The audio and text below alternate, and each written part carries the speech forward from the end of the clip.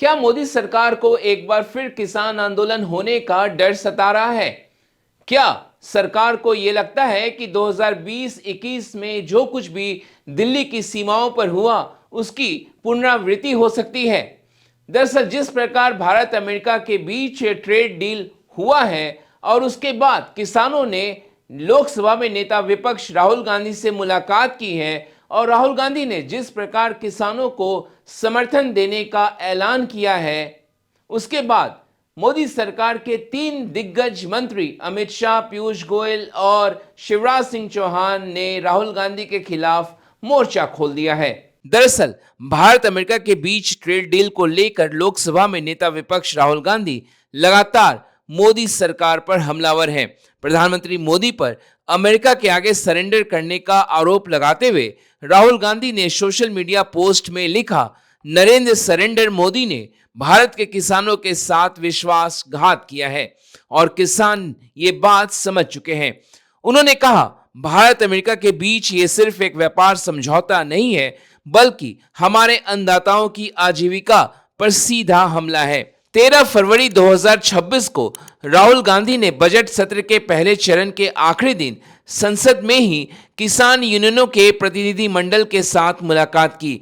इस मुलाकात को लेकर एक्स पर राहुल ने लिखा, संसद में आज किसान यूनियनों के प्रतिनिधिमंडल से मुलाकात में उनकी चिंता साफ दिखाई दी। महंगाई, बढ़ती लागत और एमएसपी की अनिश्चितता से जूझ रहे किसानों को अब भारी सब्सिडी और मशीनी ताकत से लैस विदेशी फसलों के सामने बिना तैयारी के खड़ा किया जा रहा है। उन्होंने लिखा, यह बराबरी की लड़ाई नहीं है, बल्कि एक तरफा दबाव है। सरकार के खोखले आश्वासन अब नहीं चलेंगे।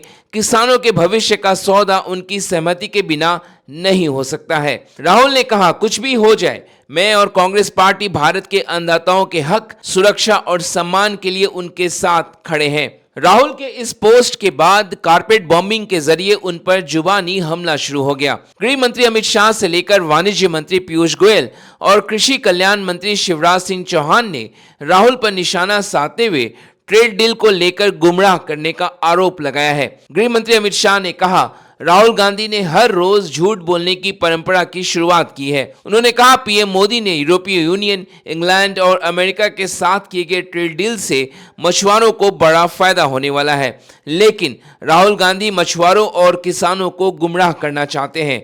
वे झूठ बोलकर भ्रमित करना चाहते हैं।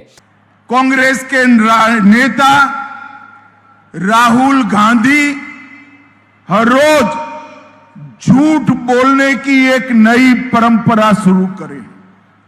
हमारे नेता और देश के प्रधानमंत्री नरेंद्र मोदी जी ने यूरोपियन यूनियन और इंग्लैंड के साथ किए हुए फ्री ट्रेड एग्रीमेंट और अमेरिका के साथ किए हुए ट्रेड डील से हमारे देश के मछुआरों का सबसे बड़ा फायदा होने वाला है। राहुल गांधी जी देश के मछुआरों और किसानों को गुमराह करना चाहते हैं। वो झूठ बोलकर भ्रांति फैलाना चाहते हैं। मैं आज ये इस मंच से राहुल गांधी जी को जवाब देना चाहता हूं। राहुल गांधी जी, ट्रेड डील और एफटीए की बारीकियों को ध्यान से देखिए। नरेंद्र मोदी जी ने हमारे देश के किसानों को और पशुपालकों को 100% प्रोटेक्शन देने का काम किया है। अमित शाह ही नहीं, पीयूष गोयल ने भी राहुल गांधी पर निशाना साधा और गुमराह करने का आरोप लगाया। पीयूष गोयल ने कहा, कांग्रेस आज निराश है। भ्रम फैलाने के अलावा उनके पास कोई योजना नहीं है। झूठ और फरेब के अलावा हमारी आलोचना करने के लिए भी उनके पास कोई मुद्दा नहीं है। कांग्रेस आज निराश है। भ्रम फैलाने के अलावा उनके पास कोई योजना नहीं है, कोई ठोस सुझाव नहीं है। यहाँ तक कि झूठ और फरेब के अलावा हमारी आलोचना करने के लिए भी उनके पास कोई मुद्दा नहीं है। मैं देख रहा हूँ एक के बाद एक रोज झूठी बातें बोलकर हमारे अन्नदाताओं को भ्रमित करने की कोशिश करते हैं। लेकिन मुझे पूरा विश्वास है कि राहुल गांधी जैसे डिस्क्रेडिटेड नेता और उनका जो अलायंस है, जिसमें तृणमूल कांग्रेस पश्चिम बंगाल की, डीएमके तमिलनाडु की, समाजवादी पार्टी यूपी की, ये सब जो एक प्रकार से जनता ने ठुकराई हुई पार्टियां हैं, ये लाख कोशिश कर लें प्रधानमंत्री नरेंद्र मोदी जी को सेवा और कर्तव्य भाव से देश की सेवा, देश का उज्जवल भविष्य, 140 करोड़ लोगों के सपनों को साकार करने से और भारत को विकसित और समृद्ध भारत बनाने से कोई रोक नहीं सकता। कृषि मंत्री शिवराज सिंह चौहान ने भी राहुल गांधी पर हमला बोलते हुए कहा, राहुल गांधी लगातार झूठ बोल रहे हैं, बेशर्मी से झूठ बोल रहे हैं और वीडियो से भी उनका झूठ साफ सामने नजर आ रहा है। राहुल गांधी लगातार झूठ बोल रहे हैं, बार बार बोल रहे हैं, बेशर्मी से झूठ बोल रहे हैं और वीडियो से भी उनका झूठ साफ नजर आता है। झूठ बोलकर किसानों को गुमराह करने की असफल कोशिश कर रहे हैं, देशवासियों के बीच भ्रम पैदा करने की कोशिश कर रहे हैं। लेकिन मैं पूरे दावे के साथ कहता हूं, भारत और अमेरिका के बीच जो समझौता हुआ है उसमें देश के हितों को सर्वोपरि रखा गया है। बीजेपी आईटी सेल प्रमुख अमित मालवीय ने सोशल मीडिया पोस्ट के जरिए राहुल गांधी से मिलने वाले किसान नेताओं को लेकर कहा कि किसानों के भेष में राहुल ने कांग्रेस नेताओं के साथ मुलाकात की है। लेकिन राहुल यही नहीं रुके। भारत अमेरिका ट्रेड डील को लेकर उन्होंने अब देश के कपास किसानों और टेक्सटाइल एक्सपोर्टर्स के साथ धोखा करार दिया है। उन्होंने 14 फरवरी को भी एक पोस्ट में लिखा, 18% बनाम 0% tariff.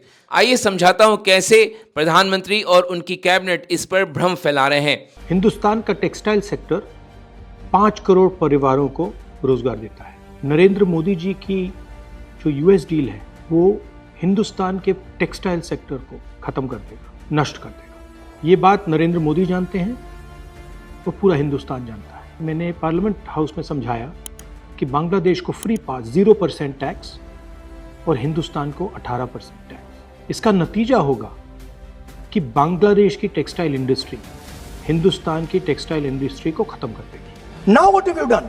You have, the United States has reduced Bangladesh's tariff to zero.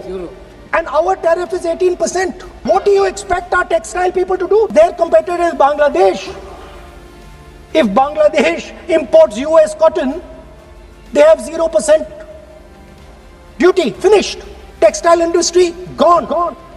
Narendra Modi ji के एक मंत्री ने बोला कि अगर हम भी यूएस कॉटन इंपोर्ट करेंगे तो हमें भी वो फायदा मिलेगा। मगर सच्चाई है कि हमारा कॉटन बांग्लादेश जाता है, हमारा कॉटन हिंदुस्तान की टेक्सटाइल मिलों को चलाता है। तो अगर हमने बांग्लादेश का रास्ता चुना तो हमारे पूरे के पूरे कपास के किसान और कॉटन की इंडस्ट्री खत्म हो जाएगी, और अगर हमने नहीं चुना तो हमारी टेक्सटाइल की इंडस्ट्री खत्म हो जाएगी। ये सच्चाई है। दरअसल 12 फरवरी को जब ट्रेड यूनियनों ने देशव्यापी हड़ताल की तो उस हड़ताल में संयुक्त किसान मोर्चा भी शामिल हुई भारत अमेरिका ट्रेड समझौते के खिलाफ। लेकिन अब जिस प्रकार से राहुल गांधी कपास किसान या तमाम किसानों को उन्होंने समर्थन देने का ऐलान किया है, कहीं ना कहीं इस बात का डर अब केंद्र सरकार को सता रहा है।